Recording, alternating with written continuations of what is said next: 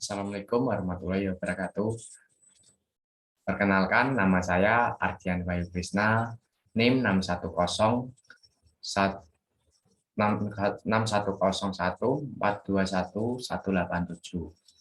Kali ini saya akan mempresentasikan tentang anak berkebutuhan khusus tunawicara. Yang pertama, pengertian tunawicara. Tunawicara merupakan suatu kelainan fisik di mana seseorang tersebut mempunyai hambatan dalam berbicara, bahkan tidak mampu untuk berbicara. Kemudian yang kedua, klasifikasi tunawicara. Kali ini yang saya paparkan yaitu klasifikasi tunawicara berdasarkan tingkat gangguan pendengaran. Yang pertama, gangguan pendengaran sangat ringan, yaitu 27 sampai 40 dB. Yang kedua, gangguan pendengaran ringan 41 sampai 55 dB. Gangguan pendengaran sedang 56 sampai 70 dB. Gangguan pendengaran berat 71 sampai 90 dB. Dan terakhir, gangguan pendengaran ekstrim atau tuli yaitu di atas 91 dB. Kemudian faktor penyebab tunawicara. Faktor penyebab yang pertama yaitu faktor sentral. Faktor ini meliputi adanya kerusakan sistem saraf pusat sehingga anak tidak mampu mengucapkan bahasa yang verbal.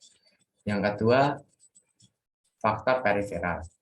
Faktor ini berhubungan dengan sensoris atau fisik, terutama faktor periferal berhubungan dengan gangguan sensoris atau fisik, terutama gangguan pendengaran.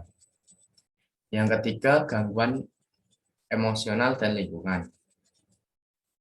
Faktor ini terjadi karena anak mengalami kejadian traumatik sehingga anak tersebut menjadi stres. Yang terakhir, faktor campuran. Faktor ini merupakan faktor campuran dari ketiga faktor sebelumnya, yaitu faktor sentral, faktor periferal, dan faktor emosional serta lingkungan. Kemudian ciri-ciri tunawicara. Yang pertama, telinga mengeluarkan cairan, bibir sumbing, melakukan gerakan yang berulang, suka melihat gerak bibir teman, berbicara keras dan tidak jelas, suara sengal, dan cenderung pendiam. Kemudian yang keempat dan terakhir yaitu penanganan ketika kita ingin berbicara dengan anak tunawicara. Yang pertama, usahakan mendapatkan fokus perhatian tunawicara tersebut. Maksudnya, jika kalian ingin berbicara dengan atau berkomunikasi dengan anak tunawicara, usahakan kalian mendapatkan fokus perhatiannya, seperti menepuk pundaknya dengan halus atau melambaikan tangan ke arah mereka. Kemudian,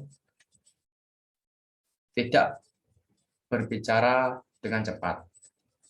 Maksudnya yaitu ketika kalian berbicara dengan cepat, anak tunawicara tersebut tidak akan memahami apa yang kalian ucapkan. Karena anak tunawicara akan melihat gerak bibir kalian untuk memahami apa yang kalian ucapkan. Kemudian tidak berbicara di tempat yang gelap. Seperti tadi yang kedua yaitu tidak berbicara yang cepat. Berbicara di tempat gelap akan mengakibatkan anak tunawicara tersebut tidak dapat melihat gerak bibir kalian, sehingga mereka tidak mampu memahami apa yang kalian ucapkan. Kemudian tidak merokok, mengunyah, atau makan. Ya, seperti dua yang tadi, ketika kalian mengunyah atau makan dan merokok, maka anak tunawicara tidak dapat memahami apa yang kalian ucapkan. Sehingga mereka bingung apa yang kalian ucapkan dan mereka tidak bisa berkomunikasi dengan kalian. Sekian yang dapat saya sampaikan. Kurang lebihnya mohon maaf. Terima kasih. Wassalamualaikum warahmatullahi wabarakatuh.